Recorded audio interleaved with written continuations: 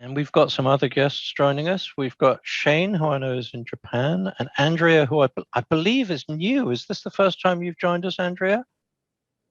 Yes. Excellent. I'm Shane's wife, actually. Oh, well, there you go. So that's wonderful. Great. Congratulations, Andrea. It's one of the... I'm indoctrinating them. Thank you. Good job. Spread the word, dude. Excellent. Well, lovely to meet you. Nice to meet you too. I'm gonna get some water. I'll be right back. Okay, very good. Yeah, and we're still a couple of minutes early. I know Shane's joined us many times before and knows what it's like in terms of people skidding in at the last moment and so on and so forth. Hi, Shane. Hi, Andrea. I see Sid is joining us, and that's a new name as well. So, Sid, if you want to say hi and introduce yourself, do. That's up to you. Nobody is forced to do that here. Everybody is welcome as they are. Hello, hello. There you are. Hello. Hi, how you doing? Good. Yeah. Once we're underway, if you want to have camera on or off, we really don't mind. So what is the time now? Hang on. I don't think I trust that clock completely. It looks to me like it's almost bang on 6:30. Yes, it is. But like I say, what's normal is that folks will come sliding in until about 6:35, 6:40. And we've not yet had any of these where we've had too many or too few. It's rather nice when it's a small one and it becomes very boutique and an intimate conversation. There's, now how do I say that? Biter B joining us. That's another new name. Hello, welcome. Hi. Hi, how are you? How do we say that? Is it bitter or biter? Beta. Beta, got it. Thank you very much. And welcome. I think you're probably new to us. There's Volker joining us. He's not new to us. He's an old hand. There you are. Hello, mate. Hello, everybody. With your splendid Agile Camp t-shirt. For the occasion. For the occasion, yeah, absolutely. I'm not sure quite how many of those I've collected now. So let's, yeah, still a few more minutes. So just Volker, you know Simon, don't you? You've met before? Yeah. Yes. Volker was there when Simon did Lego, back when we were in without formations. Yep. Ah, there you go. There you go. Very good. Open space. Yeah. For those of you who are less familiar, a lot of the core of this meetup are a bunch of old hands who knew each other from various levels of Agile coaching in Silicon Valley and elsewhere.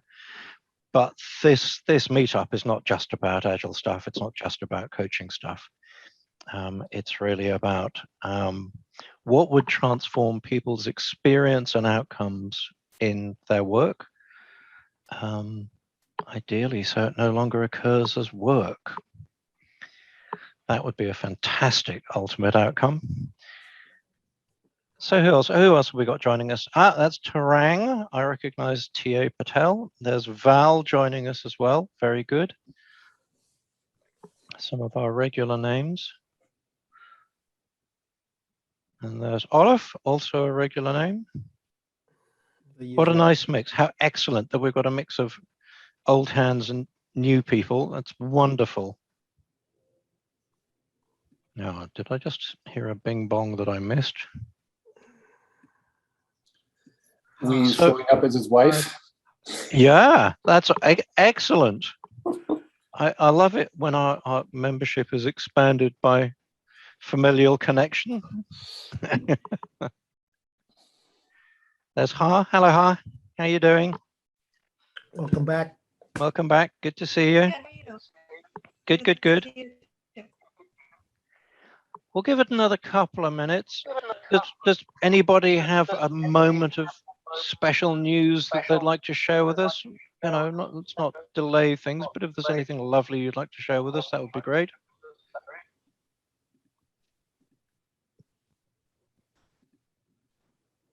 Doesn't sound like it. I think most of you know my special news that I'm buried in the midst of adopting a 2-year-old. It's a thing. It's a thing, I tell you. It's a thing. And I have to say, I am, you know how parents always tell you that they learn so much from their children, and I've always been like, yeah, whatever. I am learning so much from this little 2-year-old about the extent to which when you let people do what they already know to do and are willing to figure out and just support them in it, they do a pretty good job. If you try and tell them what to do, it doesn't always go well. Particularly for a 2-year-old. Particularly for a 2-year-old, but I suspect you may establish some patterns that recur later in life. When you start arguing with a 3-year-old, you're already lost right from the start. Yeah. Why, Volker? Why? Good. Well, I've just seen Joe join us. Welcome, Joe. Good to see you. That's wonderful. I know you've been busy for a little while. Yes, I think somebody might have 2 devices going because I'm hearing a bit of an echo. So if needs be, I'll just, we can mute everybody. I think we might be close to doing a very quick, just, maybe a quick zip round on a 1-word icebreaker with everybody. And I have some news too. Oh yeah, Volker, go ahead. We and I have been working on a special interest group for the BLN, where we'll do constellations or systemic coaching as a sort of workshopping, mentoring experience for people who are either new to the format or who are facing interesting dynamics within their company. And Joey, that is organizational constellations or systemic coaching.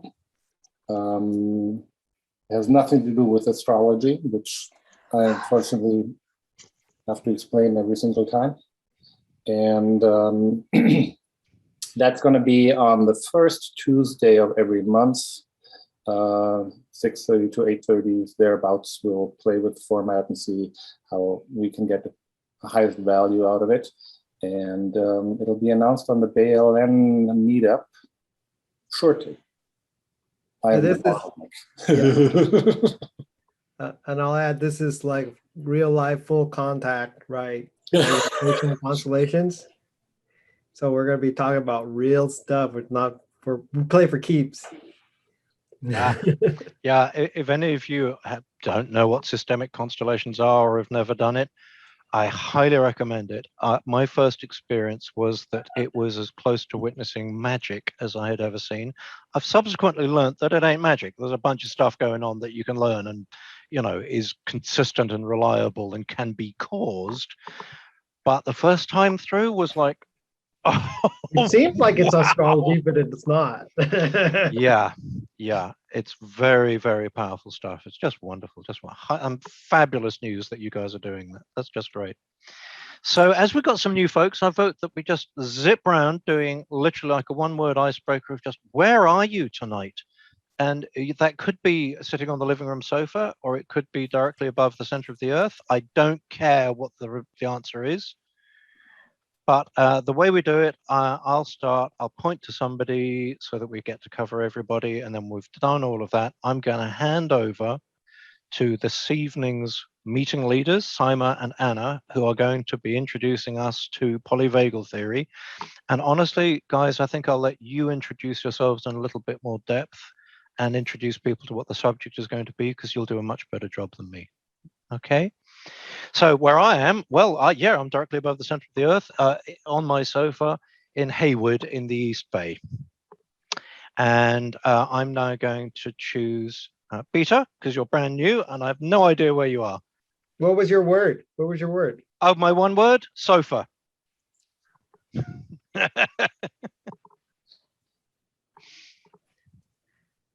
Peter, where are you? So, hi, I am in my home in San Francisco. And you get to choose from the celebrity squares, if you can see that view. What was your word? Let's hear the word. What was your 1 word? I don't know what you mean, but You want to repeat the icebreaker? Or the icebreaker was going to be like the one word of where you're at, Oh, sorry. I thought that right? was. Yeah, no, that's fine. So can you see everybody's picture, Peter? Because you might, yeah. Well, then pick somebody who hasn't gone yet. Joe? Okay, my one word is tacos because I just ate a whole bunch of tacos. And my location is Berkeley, California, power to the people. And I'm going to pick, actually, I'm going to model an NVC approach to this. Shane, would you be willing to go next? Sure, that'd be wonderful. Thanks, Joe. Let's see. My location is just south of Kyoto for now. My one word will be morning, since I'm still waking up. That's where I am now. All right. Let's pass it to Volker. Oh, you muted yourself you instead of unmuting. Thank you. My word is amused and enjoying the global thing here. And I am in Oakland, California. Olaf. I'm Olaf. I'm in San Jose. My one word is burrito because I just had a burrito. Let's see. How about Valerie? Hello, everyone. I'm Valerie. I am in Dublin, California, East Bay, and my one word is truth. Pass it along, will you? Wait. My one word is I'm done. That's technically 3 words. I'm in Richmond, California, and I will pass to Saima. You haven't gone. Thank you. So my one word is jumping jacks, because I just did that. And I am in Oakland. And Anna, would you like to go next? Sure. I'm also in Oakland, and my one word is sunny because it has been just an amazing day here, like extra gorgeous. Let's see who hasn't gone. Andrea, would you like to go next? Yeah. My word is hungry because everyone is talking about food. And I'm also in Kyoto. Who hasn't gone? Who hasn't gone? Huh? Yeah, ha. I'm in San Diego, and my one word is calm. I've been feeling really calm lately. And I think we've got Tarang and Sid yet to go. So which of those two goes next, huh? Yeah, I can go next. Sid. Sid, there you go. So yeah, my one word is that I am relocating right now. So relocation, and I am right now in apartment in Mountain View, California. And me, I'm Tarang, and I am in my study room with standing on with a leg on an armchair, trying to save my leg, as it were, or my foot, which has been painful. But so the word is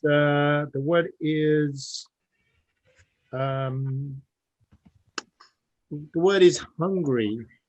That I'm not feeling hungry. So there you go. just to be contrary. Very good. Good. Well, just to let you all know, this is being recorded. Once recorded, when I get some time, I will edit it down and share it on YouTube only with us. All right. Now, if it's a brilliant presentation, we may actually, just expand that. And I agreed that with Simon and Anna ahead of time. And I actually do expect it to be a brilliant presentation. I've seen these two in action.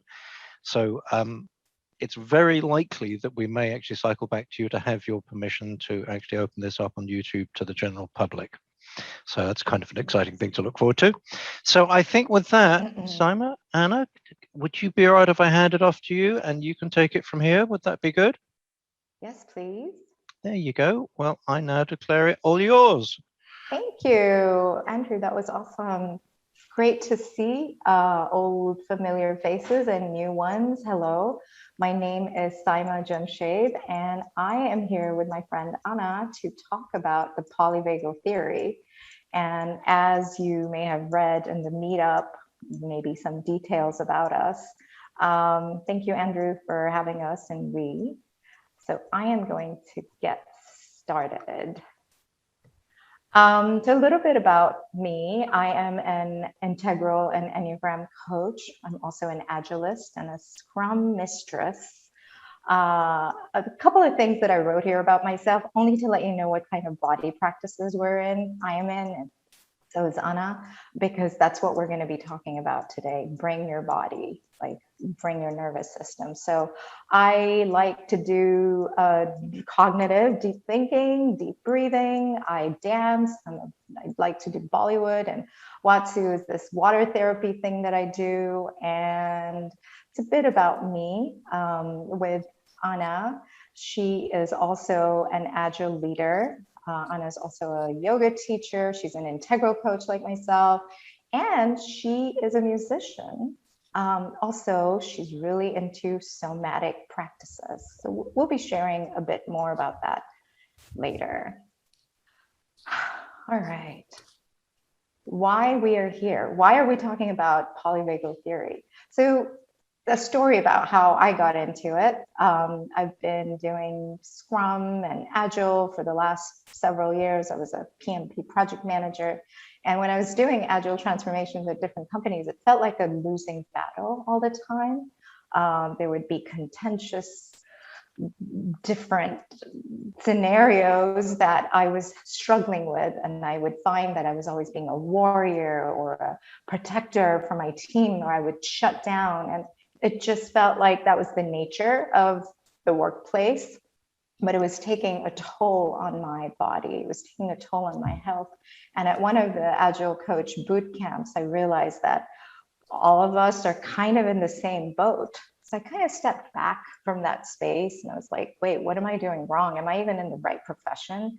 And what I started doing was just through coaching and Agile stuff, I started doing fun things for myself. I saw like graphic facilitation at the Agile Open conference, and I was like, ooh, what's that? I want that. I saw Lego somewhere, and I'm like, ooh, I want to learn that. And I kind of just moved into a more creative space, and I stopped caring so much about getting it right. And that just slowed things down for me. Anna, you want to talk a bit about yourself? Sure. Yeah, when Simon and I were first talking about trying to offer a workshop on polyvagal theory, I was thinking like, why does this matter to me? And what I was reflecting on is just that I've been able to have all these different roles that sort of have gotten bigger and bigger in my career. And the main thing, like if I think about sort of the most important, most influential thing that happened for me that sort of has made that possible, it is working with my body, and it is sort of developing my own awareness and my own regulation. So I didn't know it was sort of polyvagal theory when I first started, but it's really the thing that has sort of changed my day-to-day experience the most. So just to give you sort of a quick example of like what this looked like for me when I was first getting into it, I was working at an early stage startup, and it was it was definitely the most stressful job I've ever had. It was, I had gotten a new boss that I had a really hard time getting along with. We just had very different styles of working. And I was ending up feeling like very often, like daily, sort of at the mercy of this situation, at like, sort of like I had no control, and I was overwhelmed. I didn't know what to do about it. And I ended up getting a coach to work with. And this was years ago at this point, but it was, my coach started working with me basically on how to help sort of regulate my nervous system.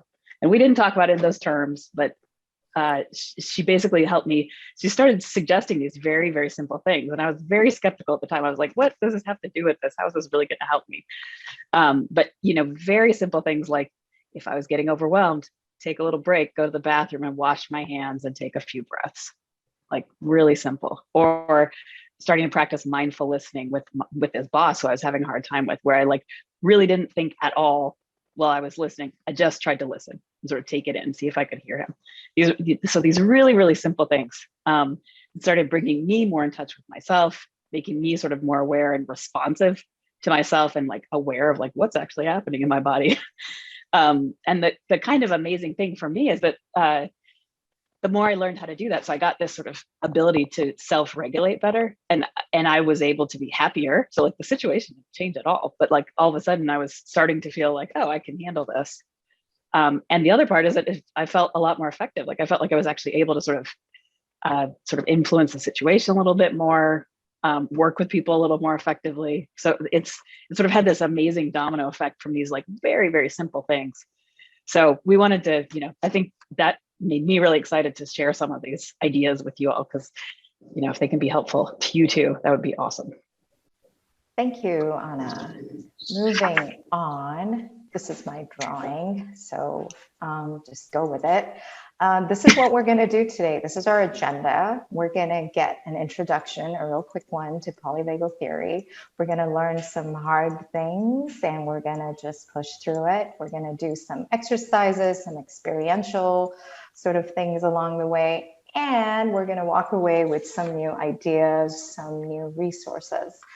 So that is the plan. I would like for all of us to grab a piece of paper, if you have it handy, and a pen. You're going to jot down notes as we ask you to do a few things. And also, I want to preface that we are, as you saw, we're not scientists, we're not therapists, we're not polyvagal researchers. So just bear with us as we present this information. What we brought to you today is all about the application of the theory and how it can help us. All right, gonna get started. So Anna is gonna lead us into a grounding practice, a meditation of sorts. Stop sharing. Anna? Thanks. Oh, great. I can see everybody. So cool. Yeah, so we wanted to just jump in right away and start working with our bodies just for a couple minutes. So if you wanna just get a little comfortable, readjust in your chair. And then if you're comfortable, you can close your eyes, or if that's not something you want to do, you can also just sort of have a soft gaze, let your eyes go a little fuzzy. And just take a couple of deep breaths, just deep breath in, you can sigh it out, just letting yourself really start to land in your body here. And then let's just start to bring your attention inside your body, and let's bring it all the way down to your feet. So just see if you can feel your feet right now. You can press into the floor a little bit. You can wiggle your toes. And the idea here is just see if you can feel your feet from the inside. So you might notice, I don't know, you might notice a temperature, if your feet feel hot or cold. Might notice maybe there's some tingling or some other sensation. Or maybe you don't feel much in your feet right now. That's fine too. And just see if you can feel your weight in the chair or whatever surface you're sitting on. Or if you're standing, you can just stay with your feet. And just feel gravity. You can let your shoulders relax a little bit. Just feel that weight dropping down into that surface. Feel the support of whatever you're sitting on.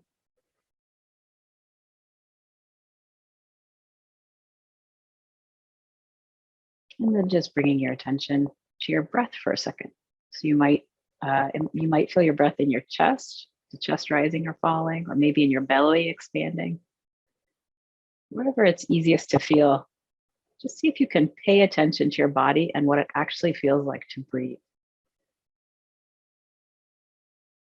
Just for a couple breaths, just feeling what is it like as I breathe in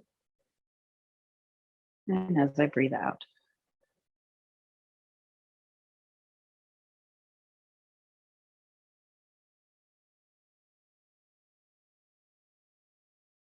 And then whenever you're ready, you can kind of blink your eyes open. And before you just dive straight back into the screen, just give yourself a chance to just look around your room a little bit. Just reorient yourself to having your eyes open. See if there's anything your eyes feel drawn to. If there's anything you want to look at, let yourself just stop and stare at that. Yeah. And then coming back together, and you can just kind of let yourself take in all these people here. Yeah, welcome back. Nice to see you all. And this is already, you can just start to notice like, what is this like for me? What does this feel like? So this is already a really simple way of sort of starting to pay attention to your body and just see what is this experience like for me when I sort of tune into my body and my nervous system.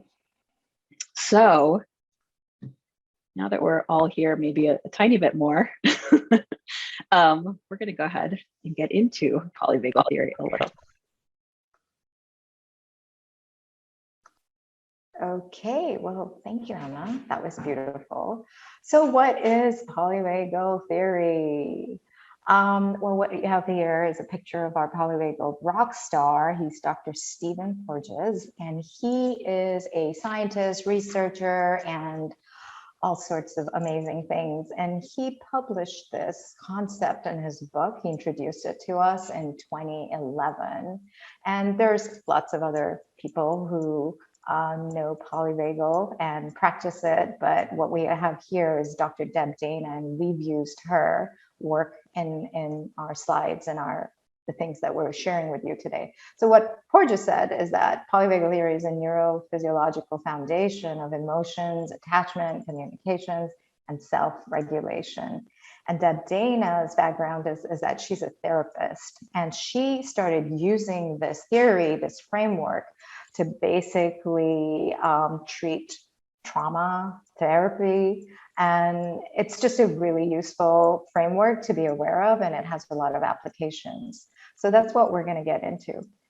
This beautiful drawing here, this is what the artist thinks is the vagal nerve.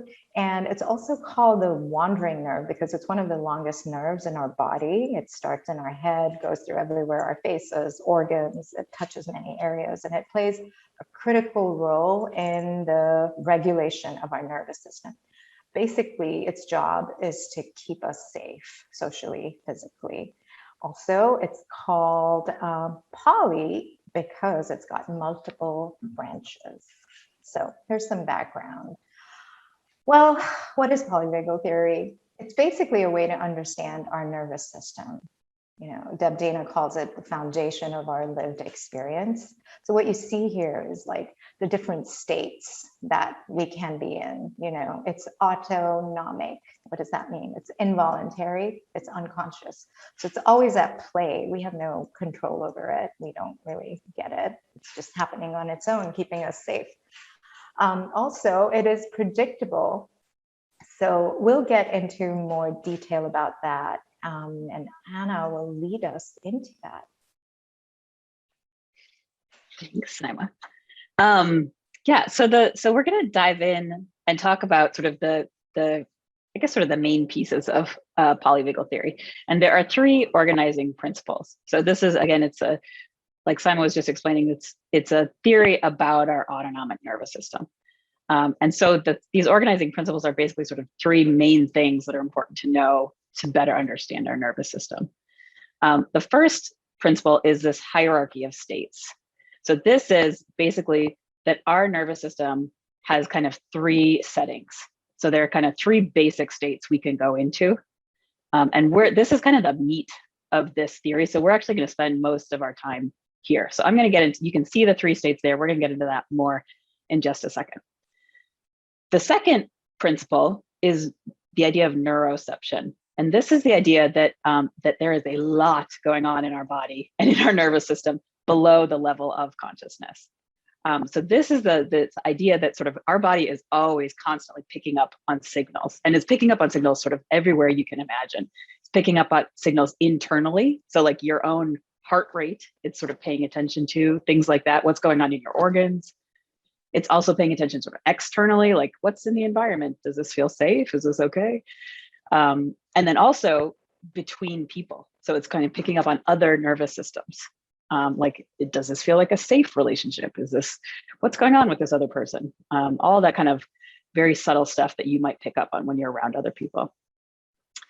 So yeah, so it's always, our body's neuroception is just sort of the idea that we are always getting these cues about safety and danger that our nervous system is like really in touch with. So it's not something we have to try to do. It's not something we have to think about. This is just happening below the level of our consciousness. And this is part of the reason we have to pay attention to our bodies and start there as a place, because this information is not really available in our brains. That's not the place we can go. We can't kind of take a cognitive approach and get to this. We kind of have to work with the body to start bringing awareness to it. Okay, and the last principle is co-regulation. And co-regulation is basically just this idea that as humans, we're wired to be in connection with other nervous systems. So we actually need safe connection. And it's not, we tend to think in our culture, this is kind of a nice to have thing, or even kind of woo-woo. But it's actually, Deb Dana calls it a biological imperative. So it's actually something that we need more on a biological, like cellular level. It's not optional. And this, I like to think of this also as like sort of how we're constantly relating, even if we're unconscious of it, sort of nervous system to nervous system. So like for better or for worse, you can affect other people can affect you. We don't live in a vacuum. If you're around other people, like there is some of this sort of unconscious information being passed, nervous system to nervous system. So that is co-regulation. And now we're going to get into more detail about these states. Thank you, Anna. And before we do that, I forgot to mention that we will be sticking around to after 8 o'clock, so we can be chatting more then. Also, we'll have time for questions in the end, but we don't want a question per person. Andrew asked me to say that. Also, we would love to hear from you as these questions are coming up, but you can put them in the chat, prefacing with the word question, because when we come to it, we can address this. Thank you. Thanks, Emma, for remembering that. And yeah, so getting into these 3 states.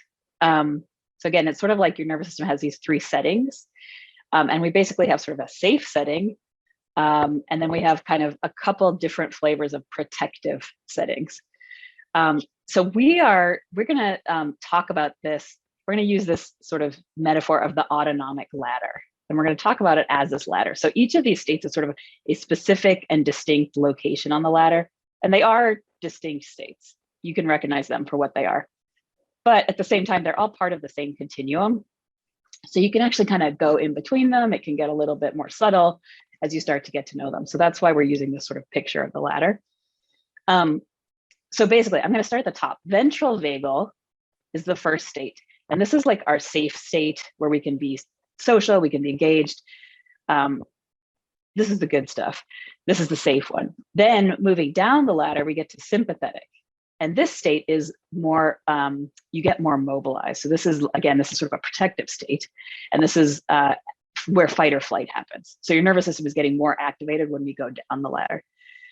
The last state, we get to dorsal vagal. And your nervous system is actually getting even more information and is more activated. And this state is more of an immobilized or collapsed state. And what we want to do now is actually take you through these states in just a little bit more detail, give you sort of a sense of them so that you can hopefully start getting like the flavor of them, the feeling of them, so that you can start recognizing them for yourself. So sit back, relax. Here we go.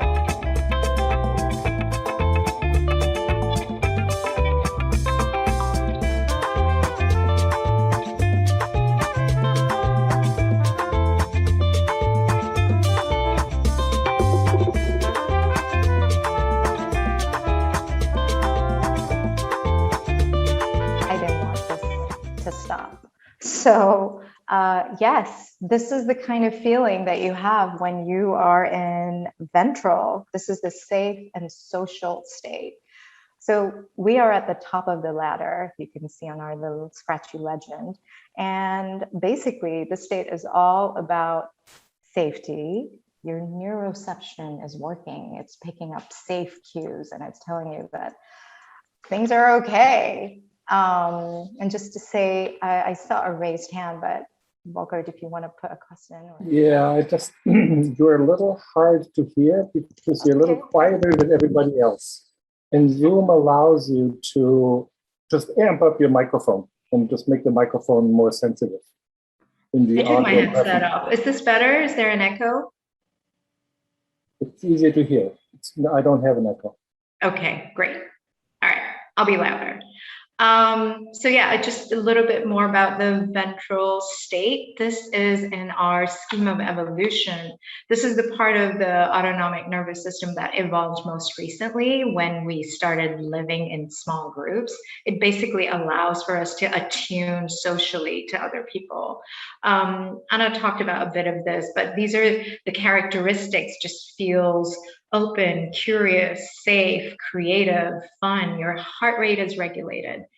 Basically, when you're in this state, you feel like you can live, love, laugh by yourself and with other people.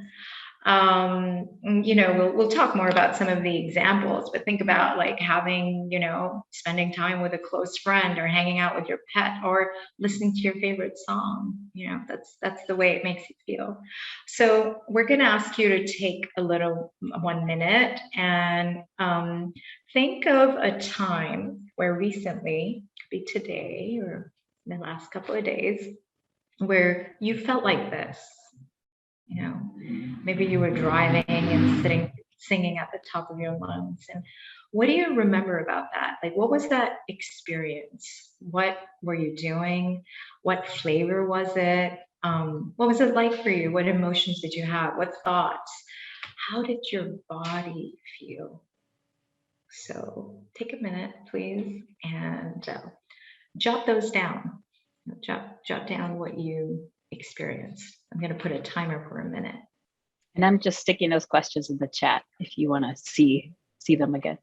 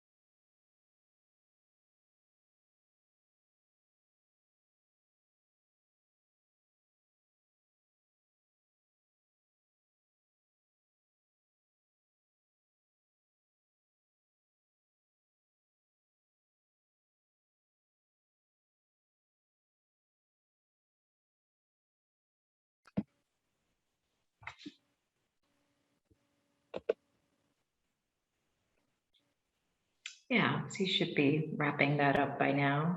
And Anna, I can ask you to take us through the other states. Yes. So now we are moving from the sort of safe state into the more protective states. So this first one is sympathetic. We have a song for you here too.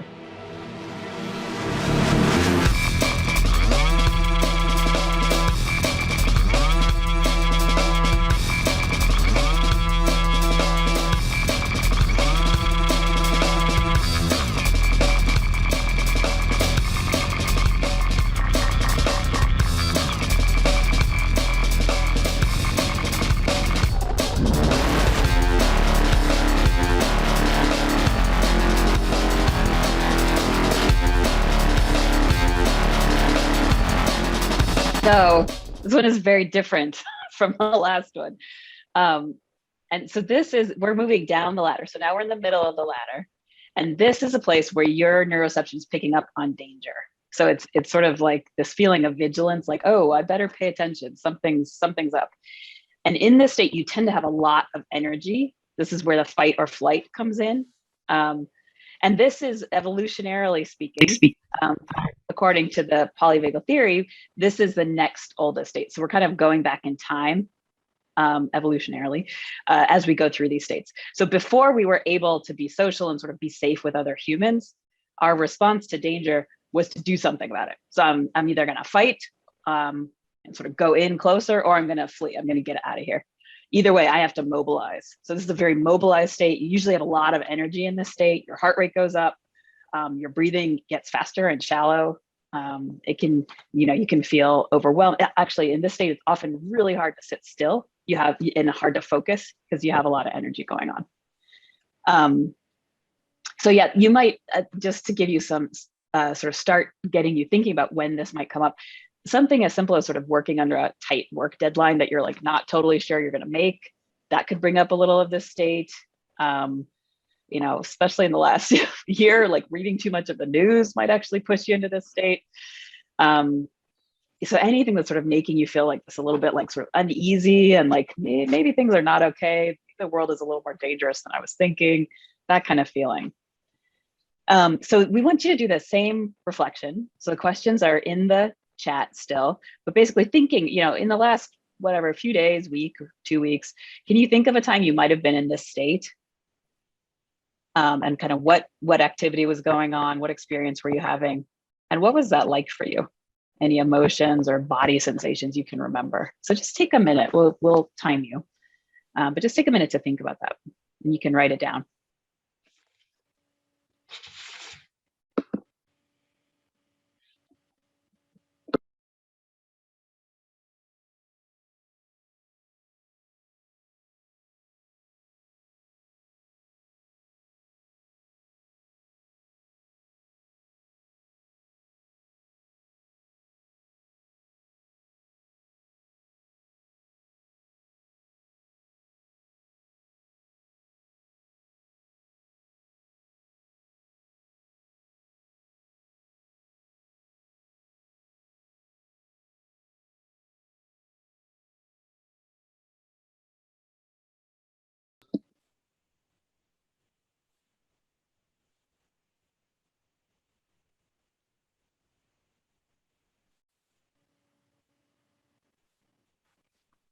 Okay, and wrapping that up, as you have a chance, we're going to move on to the last state, third state, and we have a song.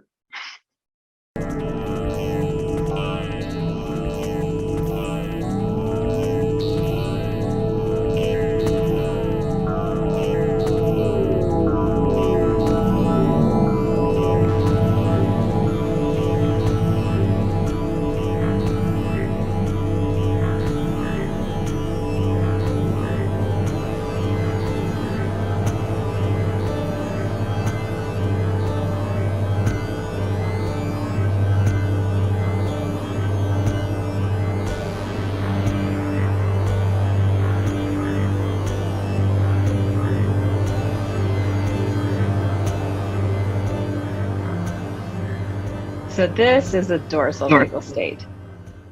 And now we are at the bottom of the ladder. And what that means is that your nervous system is actually very activated. You're getting so much information, but this is, it's a little counterintuitive because this feels like a very low energy state when you're in it. And kind of what's going on here, I think it's helpful to think about the sort of, again, the evolution of this. So this is sort of our oldest, most primal sort of survival strategy state. And this is kind of our last resort. So the idea is sort of, if I'm in sympathetic, the last one we talked about, that's really high energy, if that's not working, so if it's, if it doesn't work to fight or flight, it's kind of like, this is the next step we go to. And this is the idea that like, this is actually that the threat is even more serious. So it can be sort of a perceived life threat. And that sounds really, rare, but it could actually be, it can be sort of a threat to who you are. It could be a threat to your values. This can show up in different ways. So it's the body's picking up on like an even more serious threat, a life threat, and it's starting to shut you down. It actually takes you into sort of a conservation mode of being like, okay, if something horrible is going to happen, if I'm going to die, let's shut everything down so it hurts less when that happens. So it's kind of a preserving your energy, preserving your your energy. So this is also where it's sort of a freeze state can happen. You might feel numb. So it's often very, very sort of hopeless, like very low energy, hard to move, that kind of a thing is what's going on here. And if you've ever, if you've ever been in a work situation where you feel like you're just sort of powerless to make a difference, like maybe you've run into this sort of same situation again and again, you're beating your head against the wall and you just feel like you cannot change it. If you get to the point where you're just like, I am done, I just need to stop, I'm out of here, like I just don't care anymore, I give up. That is what this state is like. So let's take another minute and just see if you can refer back to the questions in the chat, but the same thing again, just see, can you think of any time recently that you might have been in this state? And what was that like? And make some notes for yourself, please. We'll give you a minute.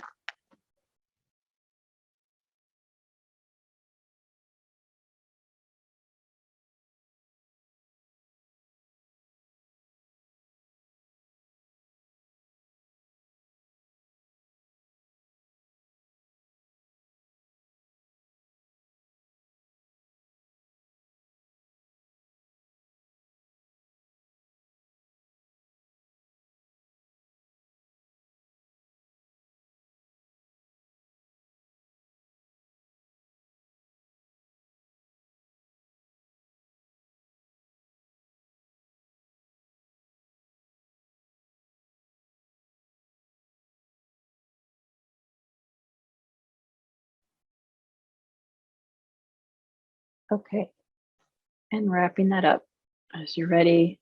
And the next thing we want to do is Simon's going to take you through some examples and tell you a little bit more, just to, again, sort of let these sink in a little bit, what this might be like day to day. Yeah, so bringing you back to the ladder, basically you're moving up and down, you can get stuck temporarily in a state, but you're going to keep moving up and down. That's where the predictability, because it's a continuum. That's what's happening. And what we want to say is that there's no real bad state. Like even if you start to get trapped or feel trapped, you can get out of it because that's how it works. It's predictable. You can move up the ladder. So what we want to do is do a bit of story time. Agilis. I'm going to read to you a real life example of what this moving up and down might look like. This is from the book, Deptiness. I'm having dinner with friends and enjoying the conversation and the fun of being out with people that I like. Top of the ladder. The conversation turns to vacations and I start comparing my situation to my friend's situation. I can't afford a vacation. My job doesn't pay me enough and I have so many unpaid bills. I'll never be able to take a vacation. You start to move down the ladder. I sit back and I watch my friends continue talking about their extravagant trips and their travel planning. I disconnect from the conversation and I begin to feel invisible as the talk goes on all around me. I'm shutting down and I'm moving to the bottom of the ladder. The evening ends with my friends and they haven't even noticed that I'm silent and I'm feeling like a misfit in this group. I'm being stuck at the bottom of the ladder. The next morning I wake up and I don't want to get out of bed. I don't even want to go to work. But I know that I will, so I'm kind of still at the bottom of the ladder. I know I'll get fired if I don't show up and drag myself out of bed. So I do that, but I get in late and my boss comments on my lateness and I have a hard time holding my response. I'm angry. So you are starting to move up to the sympathetic place here. You want to fight. I decide I've had enough of this job and I'm going to seriously look for a new one. I'm starting to move up the ladder. I begin to consider the skills I can bring to a new job. And with the right job, I'm gonna have money to pay my bills and vacation.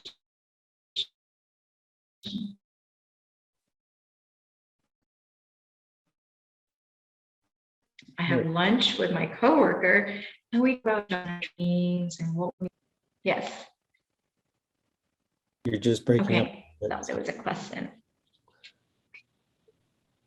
At least Oh, you're just did breaking. you all? Can you hear me now? Yeah. Just go back one, like half a paragraph. Yeah, we got to I'm going to have money to pay the bills, and then we started to lose you. Yeah. So you're gonna need money to pay the bills, and then you have lunch with a coworker after that because you've talked about your skills, and with your coworker you talk about your dreams and the next job you're gonna get and how it's gonna be awesome. So you have now moved up on top of the ladder. So hopefully this gives you an example of how you're continuously moving up and down without even knowing. So you're not really, being threatened, but this is our emotions driving what's happening for our nervous system and how we feel about things. Okay. So here we're gonna take a little bit of time. We're gonna reflect. So you've been writing down the recent times that you've been in these states, right? What activities, experiences, how did it feel, thoughts, emotions, body sensations. So as you think of this ventral, safe, sympathetic, danger, dorsal, perceived life threat, what was happening for you? So we're gonna break you up in groups. And Andrew, if you would like to help us, please. We're gonna time you. You're gonna have 12 minutes in total. If we could have groups of 3, please. And if one of you could be the timer, that means every person has 3 minutes to share their answers, while others listen without interrupting. We would love to suggest that you listen for what's interesting, what's different, what you find surprising. Andrew, thank you, Andrew, for that plug-in.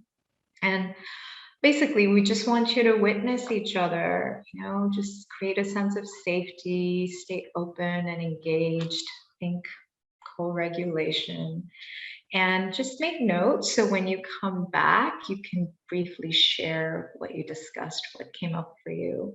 When you come back to the bigger group.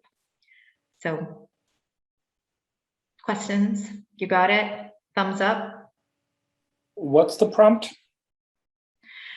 The prompt is to take the things that you've been writing in this every state that we asked you to, and you're gonna share it with each other as to what came up for you. Okay, is that clear for everybody? Okay, so I'm going to open 5 breakout rooms, which should mean that everybody gets roughly 3, and I'll move people around if there's anybody on their own. And let me just confirm, Simon, 12 minutes, and we'll give you a shout at 6 and 1. Sound good? All right, everybody get ready. Here we go. I'm creating the rooms and opening them.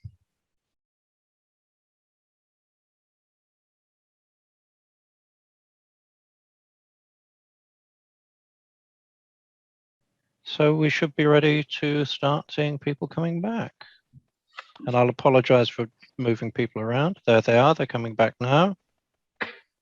Very good, let's close that breakout rooms thing for now. Seeing Tarang, seeing Beta, seeing Sid. Well, Sid got a bit stuck. And we're seeing everyone else coming back, very good. Now we had to move a couple of you around. We saw a request a little late to put a couple of folks in the same room because they're married and using 2 machines with 1 microphone. Didn't plan for that one. That was a good, thanks fellas, that caught us out. And we tried to get, stupid breakout rooms. Right, back up the ladder, over to you guys. Thanks, Andrew. Yeah, good to see you all back. I'm glad you made it.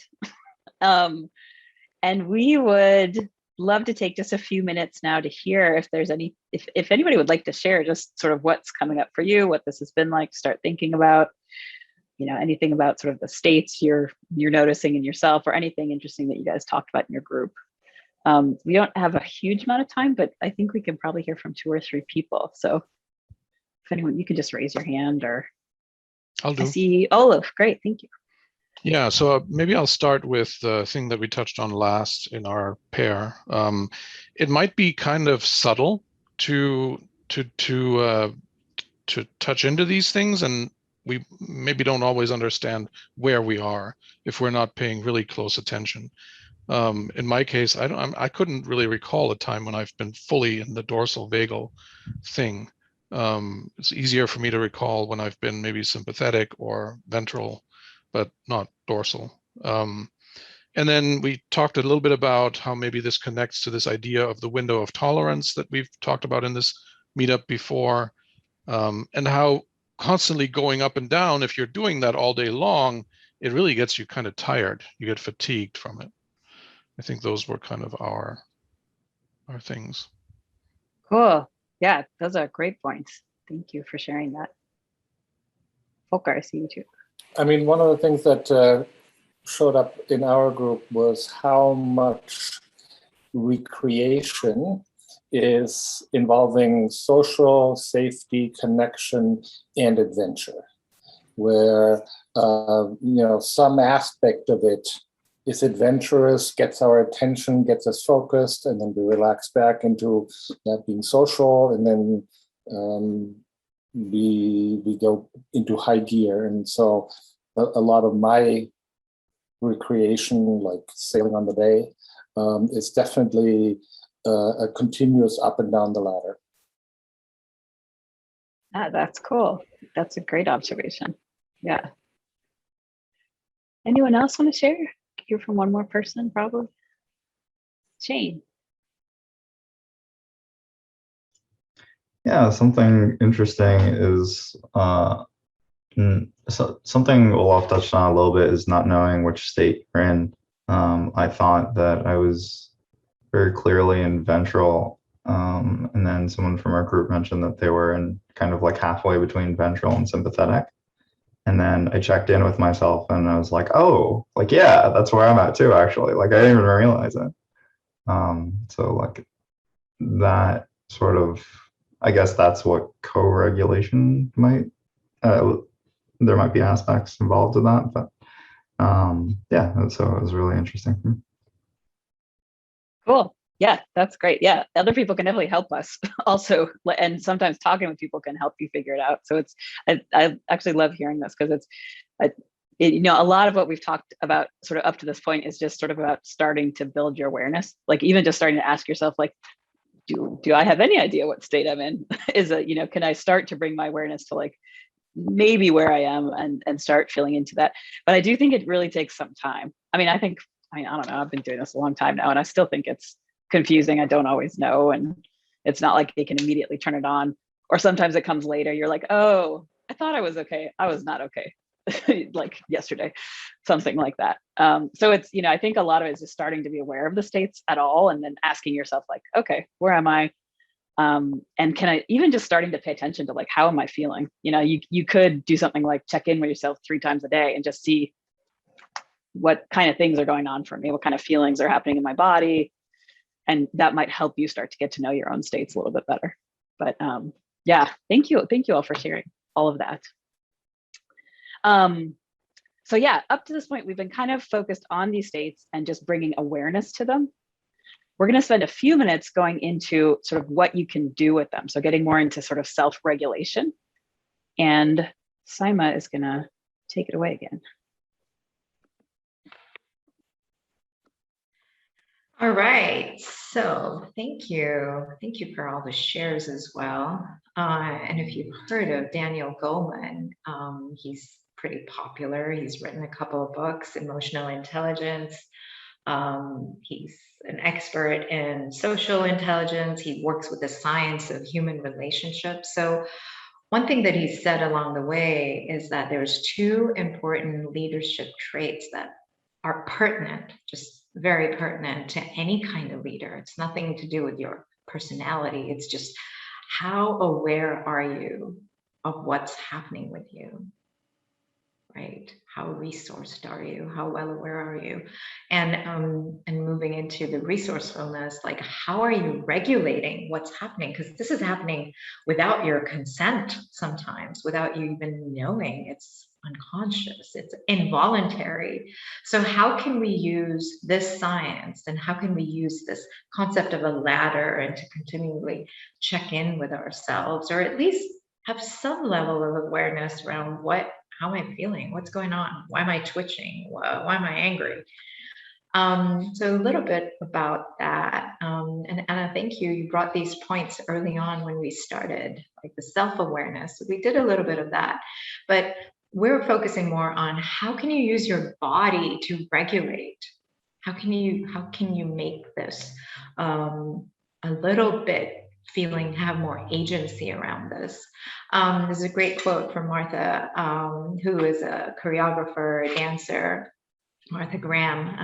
Some of you may know, but you know that in this one moment, movement can really, really make things differently. And Porges and some of his other colleagues also point us in that direction, that the ability to like mindfully turn yourself, your lived experience, into sensations and emotions and feeling, and becoming aware of them as you move, as you're moving. It's therapeutic, and it's kind of life-changing. So, and we touched on that as we shared our stories, because Anna and I both, I didn't know what I was doing, going into a creative space, just like dancing and, turning up at conferences and being like, oh yeah, let's dance. That was, moving my body. So with that, Anna. Yeah. So we want to, so when we're talking about regulating, it's sort of like, once you can start to have some awareness around these states, it's also like, okay, what do I want to do about that? So starting to bring in a little bit more conscious choice of sort of how you want to relate to yourself in these states, how you want to show up, like what you want to do with them. And, there's a lot of things, there's a lot of different ways you could regulate yourself, but we really think movement and using your body is like just one of the most effective ways. And it's also one of the ways that in our culture, we just are not, I think we are not taught these things. We generally sort of learn to ignore our bodies and mostly go to our brains and sort of think that that's going to solve all our problems. So these are some really different, what we're about to get into, sort of some just like different approaches that could help you sort of navigate these states. And I'm going to talk through just briefly sort of each one of these. And the idea is that movement can help you in a different way for each state.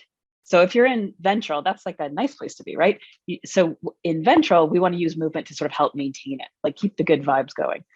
But if you're in sympathetic or dorsal, it's more like, how do you sort of safely navigate this and hopefully start moving towards something else? Because those are not places, there's nothing wrong with them. They're healthy. We all go to them every day.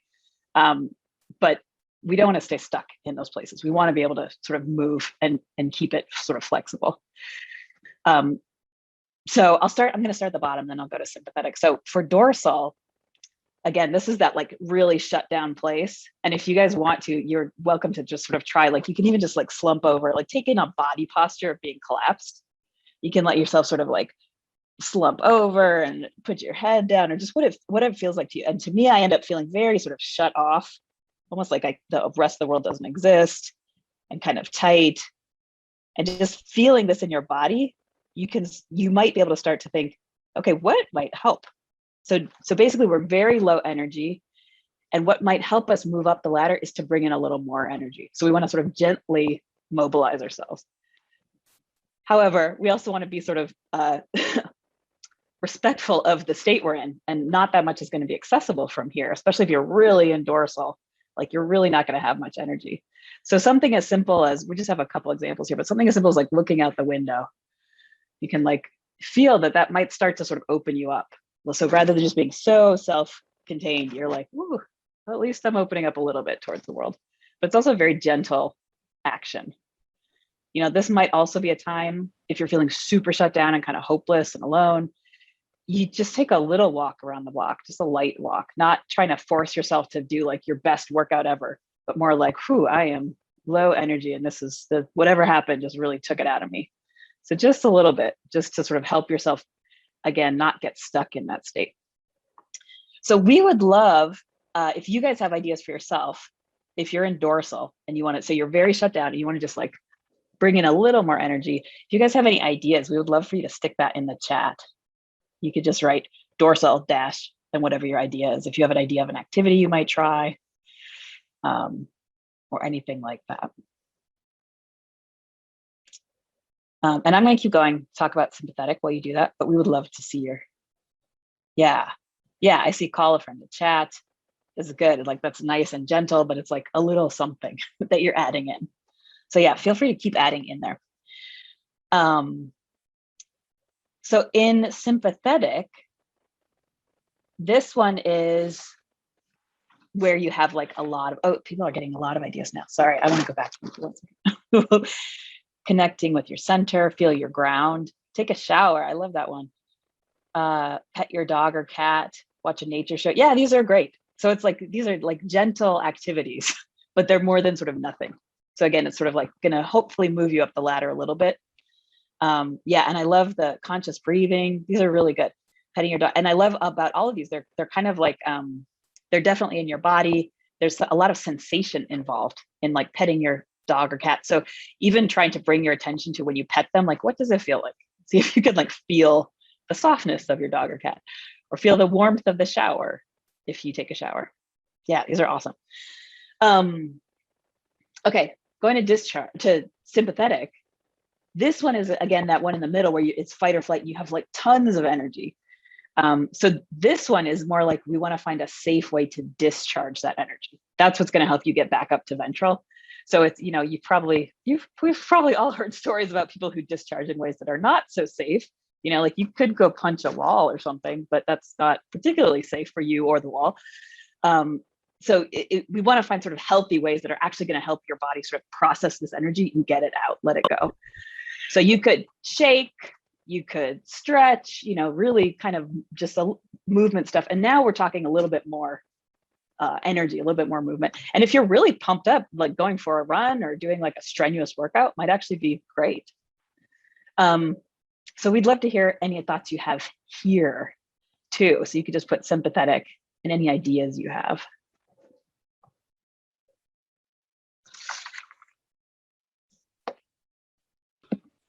Kicking cardboard boxes. These are great ideas. I'm going to take them and use them. Yes, noisy and harmless. Exactly. That's exactly what we're looking for. Trampoline. You guys are good. Bike ride. Yeah. Video games. Yeah. Especially if the video games, like, you can get into it and be like moving as you do it. Yep. Make music. Mowing the lawn. Yes. Perfect. Yeah. Yeah. These are, thank you all. These are the Olympics, watching the Olympics. I don't know what havening is either, but thank you for sharing that, Joe. I'm gonna check it out too. Yeah, me too. Being chased by a 3-year-old. Yeah, that'll get your energy going. Good Yeah, one. these are really good. Yeah. So this is kind of the idea, and that it's, you know, that once you start observing you're even in this state, then it's like you can start trying to be like, okay, let me try this. Does this help? Let me try this. Does this help? And it, you know, it might be different for everybody, but it's yeah, watching someone with more energy, seeing them working it off for a greater outcome. That's actually a great point. That kind of gets back to co-regulation. Even just watching somebody else can be really helpful. Okay, awesome. All right, last one. I could talk about this forever, so I'm going to make myself continue. So the last one is ventral. So again, with ventral, it's like, this one is the place we wish we could spend all our time. So for this one, we want to find physical activities that sort of help maintain those good vibes. So like for me, taking a yoga class is a really big one. Actually, this is actually the total 100% of the reason that I got into yoga, is just that I felt really good after yoga class, and it was a really consistent thing. I could sort of count on it to help get me into this state and like feeling good for several hours. Or something like cooking, where you're doing something physical, but if cooking is something you enjoy, that could also be something like that. Ah, Volker, and I see you saying that cooking works for you in dorsal. That is awesome. And it's a great point. Different, like the same activity could work different places. And it may also be different for different people. You know what I mean? If you hate cooking, this probably isn't going to do it for you. But yeah, we would love to hear your ideas for ventral too. Doing dishes, folding laundry. Yeah. Some of this like physical stuff, taking care of yourself, taking care of your house, it can be really therapeutic in a way. Stretching, painting, assembling a Lego set. I love that one. That's great. Maintaining. Yeah, meeting strangers. That's a great one. Shane, good point, because this is also this is where we have the easiest time connecting with other people is in ventral. So that's a great idea. It's also like hanging out with a friend or doing some socializing, because it's going to feel more effortless in this state than in the other two states. You might have to try to be sort of social and connecting with people. Yeah, this is great. This is perfect. I love that you come to wisdom at work for that. Honored to be yes. Here to love. Okay, you guys totally have the idea, and this is it. This is sort of what it's all about. So if you go to the next slide, we're going to share this with you. I know this is a little bit hard to read, so don't even worry about it right now. But this is just a whole lot more ideas that Simon and I have come up with. And we just want to encourage you to just start thinking about this, like what works for you, what sounds appealing when you're in these different places, or even just start experimenting with it. Because for example, when you're in dorsal, nothing may sound appealing, but you might try some of these things. So you might even want to think about it ahead of time. So, even just right now, you could start thinking about like, what is one thing I want to try for myself? One thing I might want to experiment with. And really, we just want to encourage you to experiment with these. And even though they seem really simple, these are actually tools. These are resources you could use to sort of give you permission. I want to give you permission that like even these really simple things that you do with your body can actually be very powerful. So they're worth experimenting with. All right, this is so fun. So I think we are ready. Saima, am I right? I think we're ready to address questions before we wrap up. Take a few minutes for that. Sure. Let's do it. All right. I see a question from Olaf. It's a good one. I was thinking the same thing. What do introverts do like through this? What do extroverts do? And I guess that could vary, right? Like as an extrovert, sometimes I need to introvert to conserve my energy. I need to stop dancing. I need to like go take a restorative yoga class with Anna and avoid people. And as an introvert, what is accessible? Are there any introverts here who'd like to chime in?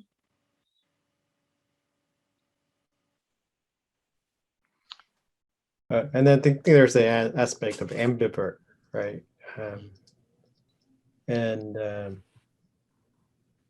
Well, introvert's easy, right? Introvert is just go be alone. And that puts me back into ventral, right? I mean, that's the whole thing of just needing that alone time. Yeah. Is there any research around that? Did that show up anywhere? I'm not aware of that. Like, I'm not aware of that overlap, but I would certainly not be surprised if someone has researched into it. So unfortunately, I don't have someone to point you towards, but okay. It's a great question. I mean, I think of it as you would know. I mean, you would know. You're going to feel it. If you're being aware and you're like, too much alone, right? Too much alone. Need to make connection. And also, it's a biological imperative to be with others, right? It's a movement always, as long as your body's healthy and you don't have, issues around that, movement always helps. Being in your body and being aware and using your body and not just staying in your head or not just staying in your feelings. These are centers of intelligence. So you move through them. If you happen to be too much of a thinker, then it would help if you kind of tried, walking more. It's just, these are, things that you can think about. Like, what are you like? Where do you spend most of your time hanging out? Okay. Yeah, I would say it's like probably things that make you feel restored. Mm-hmm. It could be eating, so soul food, home, that kind of thing. Mm-hmm. And I was just thinking, I forgot, I have to find out where I got it from, but somebody made a comment that you can kind of also massage the vagus nerve. It is a physical nerve, right? So you could go like I used to get like myofascial, man, that talk about restorative, right? Yeah, but that's not either. You bring up a good point. You can massage yourself sometimes. You know where you're stiff. You can sort of touch yourself and figure out what's going on. And self-massage is also accessible if you can't go get a deep myofascial. I prefer that. I'm seeing a lot of comments in chat, like, too much alone and spirals down. Beta, spending time with close friends or family. I identify with that one to get me out of dorsal. Although I'm an introvert, I would actually need to have other people around. Otherwise, I will tend to validate my own arguments internally. Meditation. Volker asks, how much are we actually in ventral? Therapy plays a central role in helping us get to and maintain feeling safe. That's a good question. I think that is a great question, Volker. And I think in this culture, I think we spend a lot of time in sympathetic, or even, and it may be sort of low level sympathetic, but I think I think as a culture, we sort of tend to go there, and we kind of tend to think that that's actually good because we want to be productive and all that. And there's nothing wrong with that, but it's, again, it's sort of like that balance of like, can we actually come out of it? Like when we're trying to relax, are we actually able to relax? So I don't know how much time we spend in fairly either low grade or fairly anxious places, chasing the to-do list, chasing the deadline, chasing and sort of the proliferation of burnout as overly excited and overly energetic. Right. That's a really good one, Volker, because we live in a culture of productivity. We always have to be productive, always.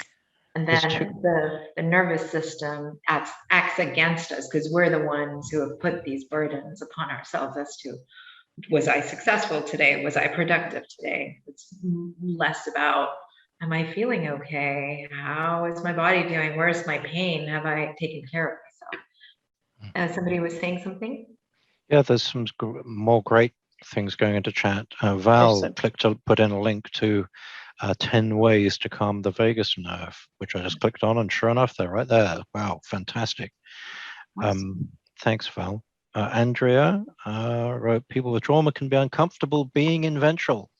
So maybe not everyone spends the same amount of time in each place on the ladder. Good point. Absolutely. Yeah. Andrea, thank you for bringing that in about trauma too. I think that's actually a really important point because I think that question of like how much we spend in each state is probably almost more like a self-observation that you could start sort of thinking about for yourself. Because I agree. I'm guessing it's actually really different for people, and it could depend on a lot of things, so trauma could have a lot to do with that. And like trauma can get very confusing for these states too, because your body can sort of learn, you can have sort of a mismatch. So people with trauma can learn that safe signals are actually dangerous. So there's sort of this mismatch there. So it's, it gets really complicated. So there's a lot going into it. Have we got time for another couple of comments before we get back to you guys wrapping up? I mean, we'll be around after 8 for more conversation, for sure. If it's okay, we just have a quick wrap up coming up. Cool. We can come back to those comments after. They look great. So yes, let's do that. Thank you. So, yes, we did the questions. So we just wanted to end on time at 8. So if some of you have to sniggle out of here, you can. Thank you. Thank you so much. Your comments. I mean, you people are amazing. I mean, this has been great. Yeah, this is an evolved group. So just a little something, Anna's put together a little survey. It's kind of like a retrospective, like what you liked, what you want more of, what could use some help. We'd love to hear from you. And Anna can paste that link in the chat window. It's a really short few questions. If you could take the time, we'd really appreciate it. And if you want to share your contact info, you could do that too. And the resources that we had today, and I just want to add, like, we had way more slides. We really cut things down. We took out trauma, we took out neuroception, self-regulation, but I'm going to include that and send that over to Andrew in the next day or so. And Andrew, you're going to be making that available to everybody. And we'd love to hear from you. I know there's a Slack channel as well, but here's our emails. We're both coaches as well. So if you ever want to get in touch with us for that. But yeah, take a picture of this and please.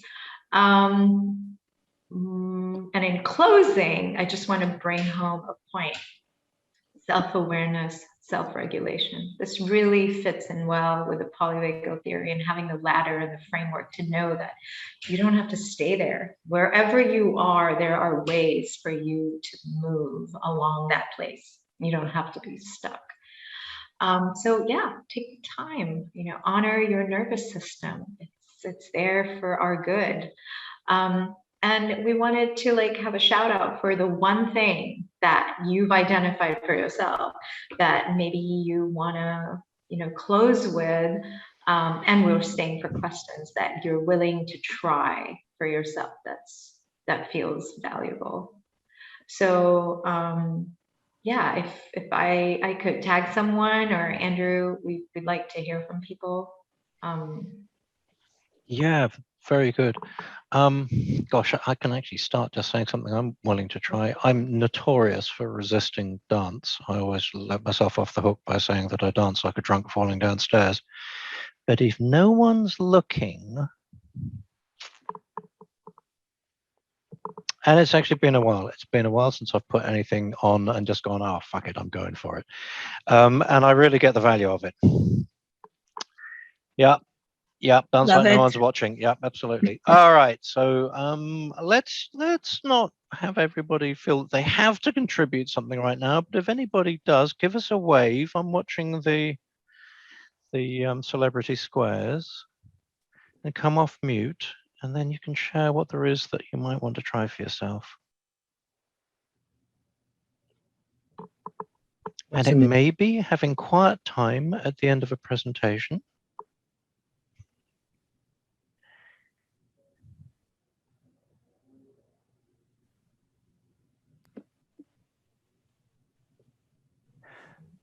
And if no one does, then maybe if you're feeling brave, as we stick around for a chat afterwards, something might come up and then you can share it then. My mother always used to remind me how we always thought of the best thing to say just after we'd left. So I think, I just want to check with you guys, the survey, would you like us to do that now, or is it going to remain open for people to do after the session? We'll keep it open, but if you guys have a chance to do it, it will really take you like 2 minutes. It's super short and quick. So very good. I guess, yeah, if people have time now, well, go for it. Good. Well, in that case, people may want to go and do that just while we sort of slide into having a bit of a take the conversation further. But first, I actually really want to thank you guys. Anna, Saima, Polyvagal Theory, the original book is almost impenetrably difficult to get into. So to be able to do some distillation, even through Deb's work as well, this is a non-trivial undertaking. And yet, I'm clear that polyvagal theory is one of those things that for the rest of us has us go, oh, that's how all of that stuff works. It's been working all this whole time. You just never paid attention to it. Absolutely. So thank you for, actually having the first session. I expect we'll have more about polyvagal theory here, but it's been one of those things that's been in the background since we started this meetup, and you've brought it to the foreground. So thank you. All due acknowledgement. let's keep the conversation going. Let me just scroll back up through chat because there are a couple of brilliant things in there. You said something about it reminds you of the true meaning of ikigai, not the crap one that's a Venn diagram. Yeah. So there's this, I think, I've been dabbling in a number of different topics, like Andrew, we've had conversations about survival strategies. Definitely if you're acting out a survival strategy, you're not in ventral vagal. Mm-hmm. But I think in terms of, there was a podcast on, I think it was on Coaches Rising with a guy named John Vervaeke, like brilliant, one of the best ones I've heard in a while. And he's talking about how in modern culture, we're devoid of meaning, because we end up having to scrounge and create our own meaning. And that kind of creates a particular crisis. And why I'm bringing this up is, in a way, when you look at ikigai and like, it's kind of the thing of like, I don't know what it is, but I know it when I see it, right? And it's this thing of being able to be at peace, but still be in the world, but then not getting sucked into the ego-based structures and protections and things like that, but to be able to kind of flow with it, like flowing with the river through life. I mean, that's, to me, that's that true, like kind of ikigai aesthetic, the key one that really sums it up for me is like Japanese tea ceremony. If anybody has ever had the chance of actually being a participant in a real tea ceremony where there's no watches, there's some candies, there's all this stuff that comes out of it that is about this aesthetic. You can't put a finger on what that is, right? You can only feel it by gestalt. But it's like, oh, that there's something here, right? And I think that's the two sides of the ikigai, right? There's the fake one, which is about like self-improvement. I'm gonna go do these things and feed my ego, basically. But then there's this other side of like, oh, that's what it means to live, right? Like commonly we'll see that as the whole thing of people who say, I live to eat, or I live to work, or I work to live, or I work to eat, in my case, right? That's what I think. This is where like the Westerners and whoever took it and bastardized it is simply not even getting it. I kind of want to roll that into Tarang's comment as well. How much does the state affect others as they'll experience the outbursts, good, bad, and ugly? And it's really interesting how much we talk about dealing with self-regulation as opposed to co-regulation and causing this for others, and how some of the more experienced coaches start to really deeply understand what holding space means. Mm-hmm. I think there's something really interesting in there, and I'm almost tempted to put you, Volker, on the spot because of the work that you do with constellations. That seems to me that's like mastery of causing a co-regulated space, even when those in it are almost unaware of what's going on. I think of like any of my coaching work, they're all acts of co-regulation. And my responsibility as a coach is to really make self-care a top priority, so that when I enter the scene, I don't add to activation. I'm actually able to sort of help people to come out of their activation into more creative spaces. And there's just so much of that I can do. So it rarely fills an 8-hour day. But it's, the words that we're using are mostly for entertainment, and all the relevant stuff happens nervous system to nervous system. Mm-hmm. Yeah. Yeah, absolutely. Tarang, I saw you came off mute. Have you got something you want to stir into the pot? Yeah, I guess in a sense, how do you practice it in a work setting so there's awareness comes to you as a result, as opposed to or even in this session we did, we're all receptive in general, right? In any situation, whether it's in coaching or in this context, to we're willing partners, if you will, right? So we listen and follow through. But in work context, things trigger for each one of us. Then how do you sharpen the awareness part of this so you can recover? You can somehow be even aware that, hey, you're about to do something, or you just said something and you might need to recover right away because it will trigger other events otherwise. You know, other nervous systems, right? So yeah, it's a great question. My question, in coaching space, we're often all those who are coming to coaching spaces don't necessarily, necessarily go through all those stages right in front of you, right? You're talking about the clients going through it, or you yourself going through it? Well, the clients yourself, and you may, of course, depending on the story you hear, but the clients themselves are often remembering the events of the past, so they're now kind of almost retrospectively echoing the events. Well, this is now work. We'd make decisions based on what happened right that moment. I mean, I'll interject and say something. I mean, it's the moment that they start telling you a story, something's going on. That's how I approach it now, right? It's like the moment that they're telling me a narrative and it's pretty long, something's going on. Yeah, and you can feel it, right? If you're in their presence, if you're watching your state, you're like, what this person's saying, something's going on. So you can stop instead of getting caught up and trapped in their story. Be like, listen for what is happening for them. Yeah. So if you can notice that story,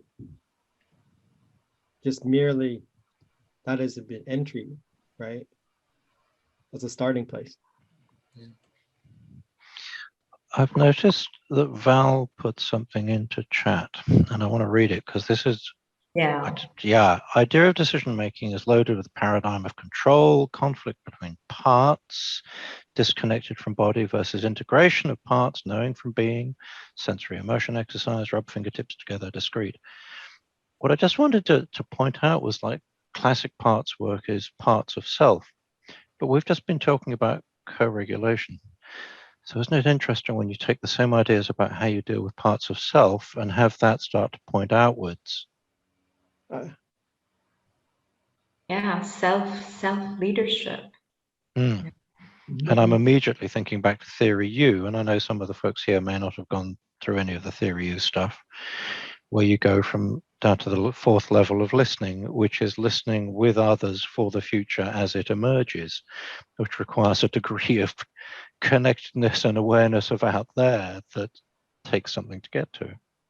I think it would be interesting, just to riff off on it for a moment, is that it'd be interesting if you go and you stuck, like in Alethea, we do self-work, and the idea of talking to one's parts, right? And recognizing and helping like them feel seen and heard. And it'd be interesting if we just stuck ourselves in an fMRI machine and just watch the blood flow and see what happens as the literal personal parts begin to relax, because that's what happens when you feel seen and heard. Like you have an armoring that is super hyper vigilant. It's driving you into sympathetic nervous system, and then just to watch it kind of go back up into ventral vagal would be interesting. I mean, isn't that that's kind of where the wearable technology is going, right? It's keeping track of heart rate, it's keeping track of what's happening. So, we're lucky to be alive. Maybe in our lifetime, we don't have to go to an MRI machine. We'll be getting this somehow by tracking it. Well, I kind of feel like Constellations is like an fMRI machine for an entire little group of people, maybe focused around That's an the individual. really tricky one, because that one is like there is no clues whatsoever. Mhm. Right? You just get a little bit of context, and it's totally eerie. Well, that's just it. Your Unconscious. body's going, I've got It this. just right. The body Yeah. takes over, right? I mean, literally, the body knows the score. Everybody's body Yeah. knows the score, Yeah. basically, right? In a way, it's just backing into the idea that and something we've let go of over the decades. You used to have gut feel. Gut feel used to be we might have talked about how the gut feel in a situation in any context, right?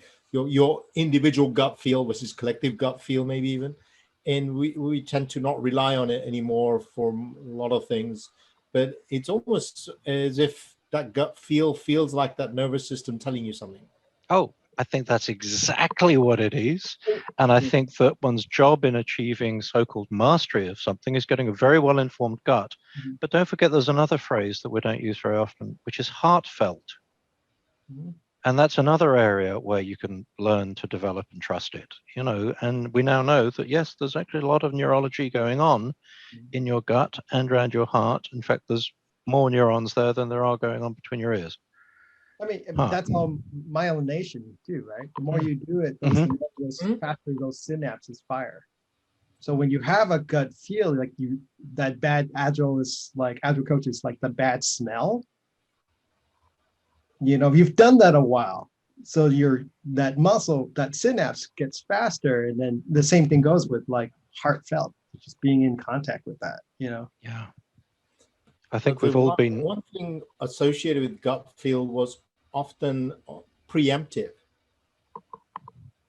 Preemptively felt something about to happen in a particular situation or whatever. Yeah. Perfect example of this for me was watching the Olympics, watching the 1500 meter women's run, and prior to that, the Dutch woman falling, a lap before, I said, I have a feeling she's gonna fall. Yeah, I think that's that neuroception that the ladies didn't go into. Now I'm watching on TV, Yeah. so I don't know, but my point is this: you're and maybe it's just spooky action, but there are events like that happen to all of us, but we tend to push them aside. Yeah, so there's an interesting tension between how much we're consciously overriding, and how much we're unconsciously driven by it. Where we're not paying attention, we're making all these irrational decisions and then get super creative about explaining the crap to ourselves and justifying it. But we're really acting on a gut feeling that we then rationalize. Yeah. Yeah, absolutely.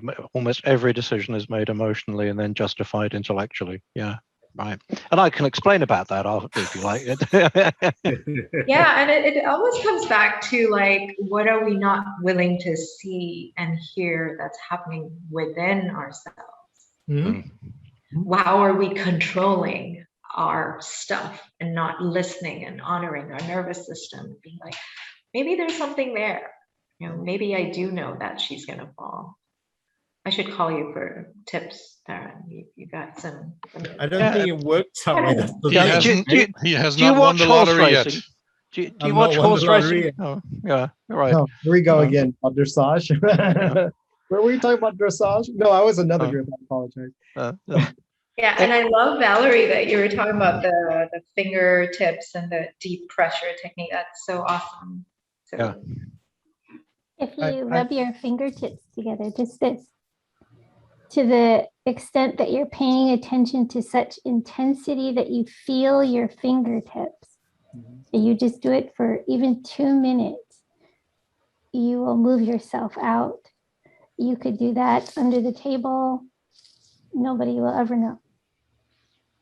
Well, you can share with us even more like stuff like EFT and EMDR, There's a lot. Or even it's hard to convey the right amount of pressure, but even if you just do this and gently, it's like, feel like a hug.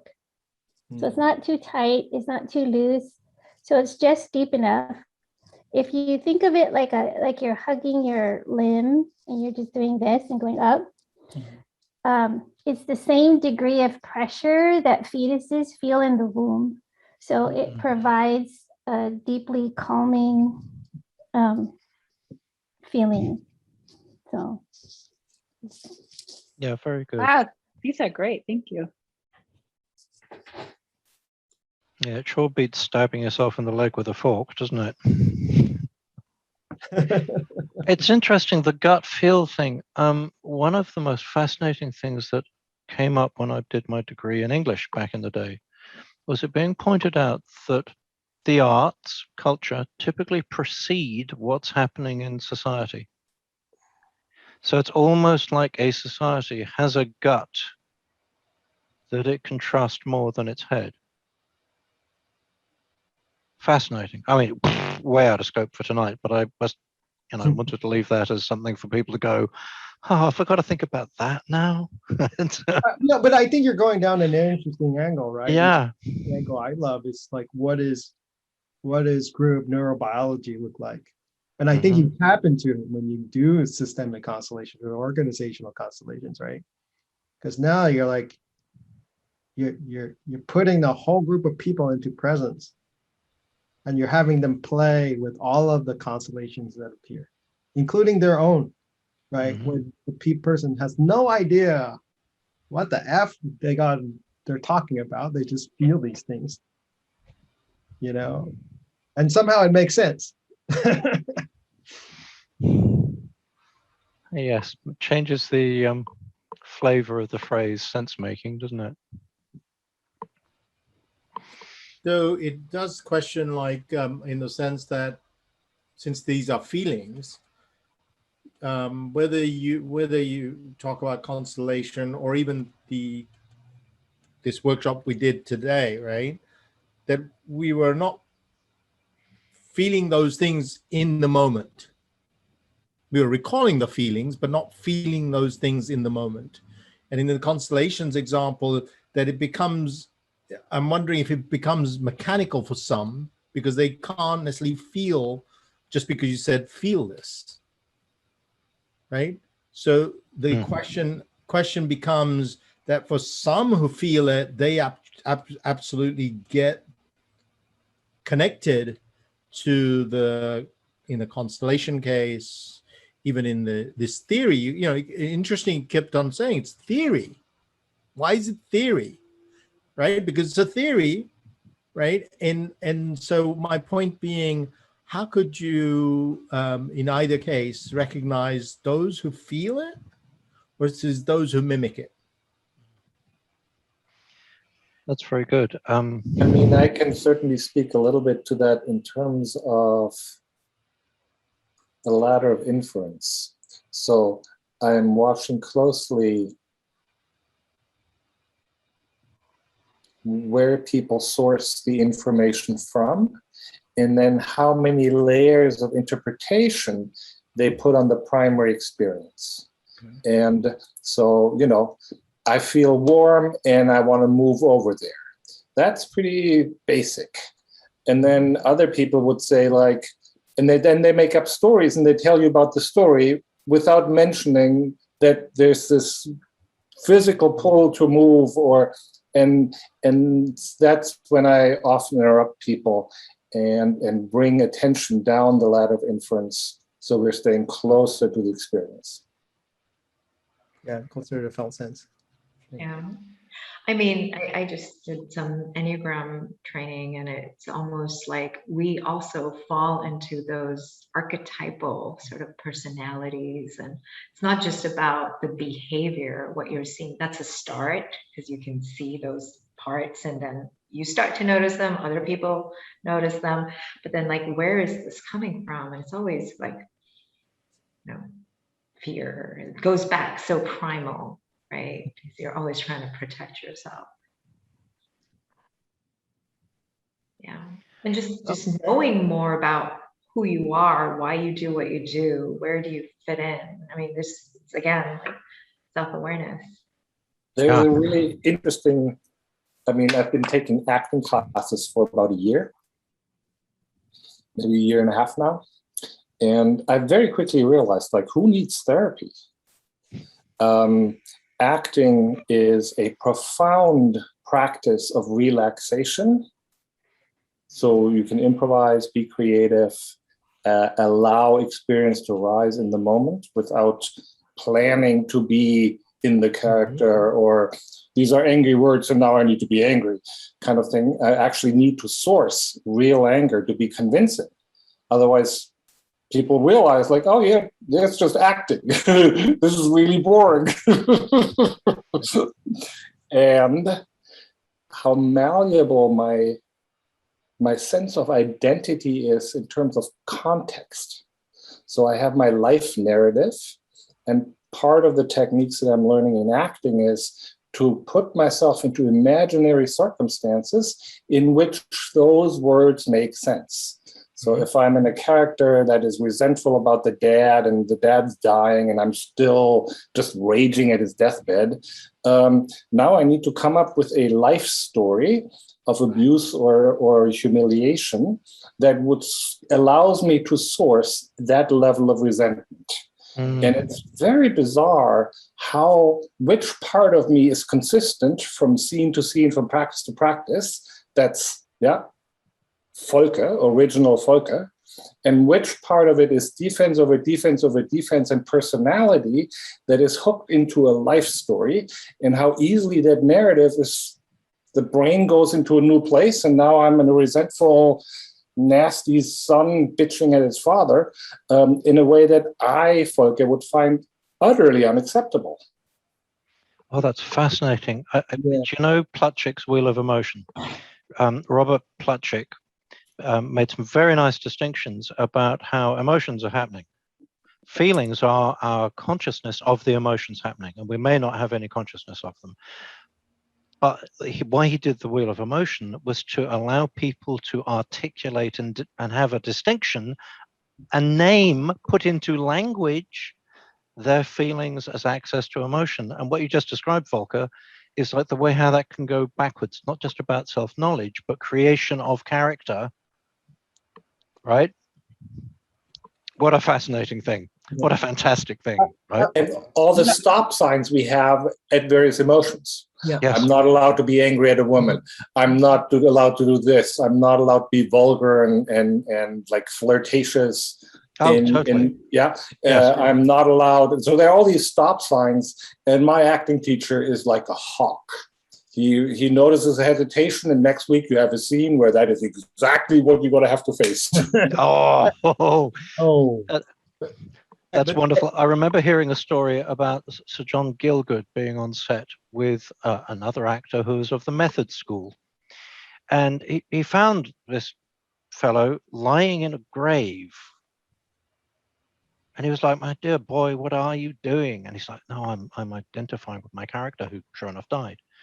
And Gielgud looked down into the grave and went, "My dear boy, why don't you just pretend?" Love it. I love that. That's the English for you. You mentioned that word, story. I think one of the most transformative books that we read in our coaching, integral coaching, was The World is Made Up of Stories. And it's just a simple book. It's got tons of quotes, and it really, really, you start to think, what is my story? What story am I making up? Where is this taking me? Why do I even want to go there? What is the payoff? What am I getting out of it? Yeah. I think the kind of in my crazy twisted mind, I think I'm making here's another one I got a Zettelkasten in, right? So so the aspect of so Volker, when you're talking about tapping into another state, let's say another form of embodied shape, right? Like when you're tapping into anger, that comes out as an embodied shape. Like this is my anger shape, right? And kind of, it just dawned on me when you mentioned it, because like we talk about like the wheel of personality that Andrew just brought up, but think about also like spiral dynamics. You have all the colors, you have teal, right? Everybody loves teal, everybody wants to be teal. One of the things that people don't realize is to be teal, you must be able to be all the other colors. as you know, anybody who reads that understands that, right? So, because then it becomes like this color of no colors. I love to steal Bruce Lee stuff, right? So there's an aspect of this kind of interesting, because like when we go into and we coach as a coach and we deal with other people, especially let's say you deal with a tribal red or somebody who is like orange, meritocracy, wants to see the results. And in a way, their survival depends on responding to that kind, like they respond to that.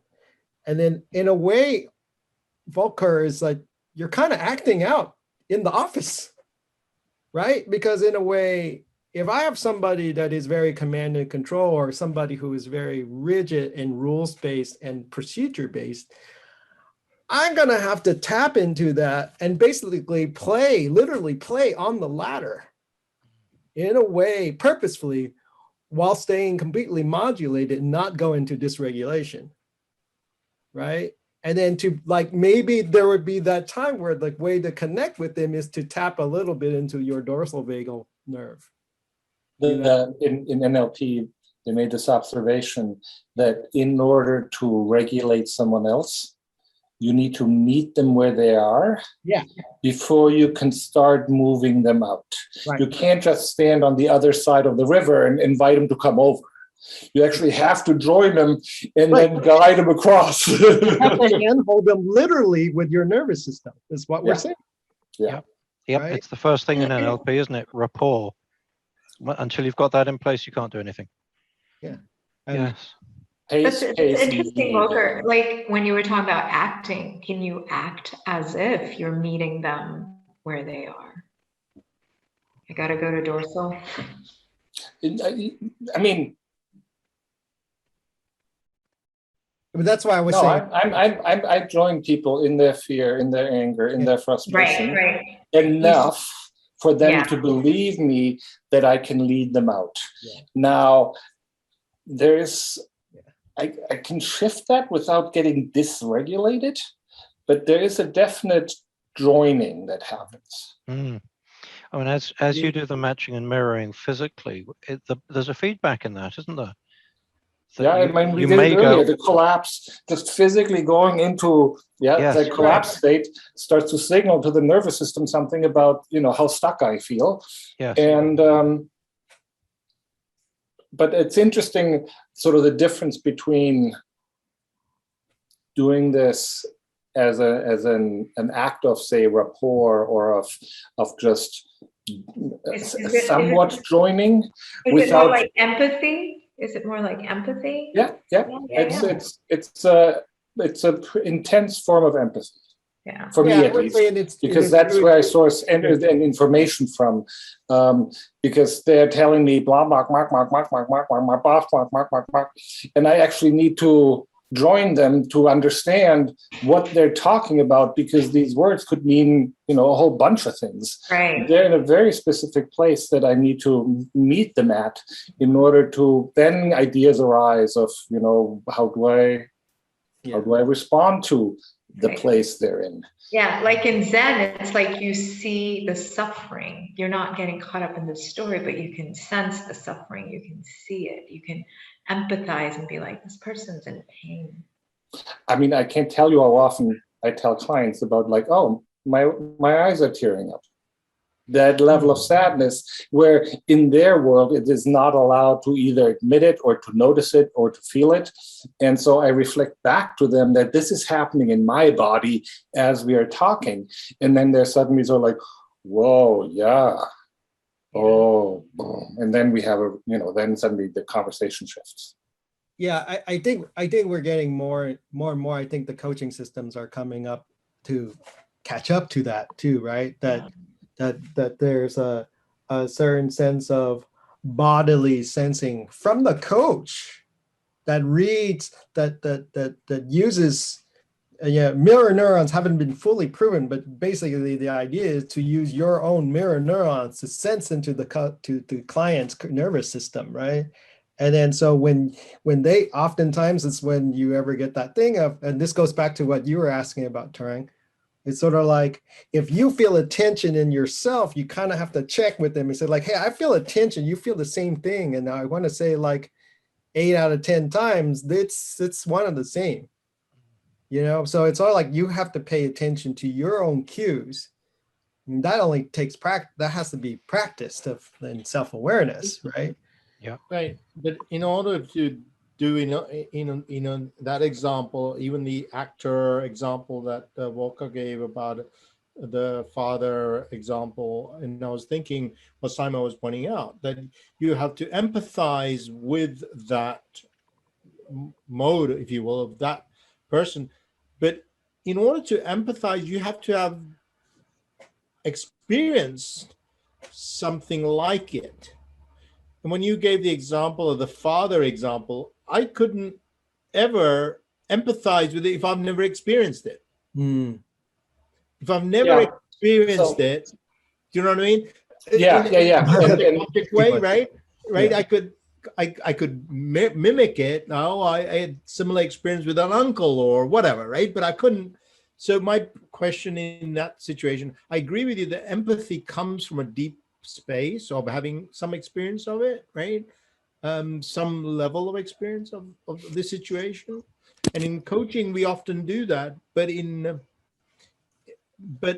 if just as an example, if the situation was something you could never empathize with, I have somebody who is being bigoted or racist or sexist or some, whatever frame you could choose, and I cannot empathize with it. I cannot go there.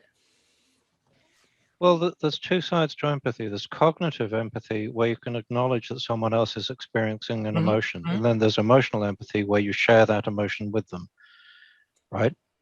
Yeah. And, you know, a sociopath will exploit cognitive empathy while having no emotional empathy.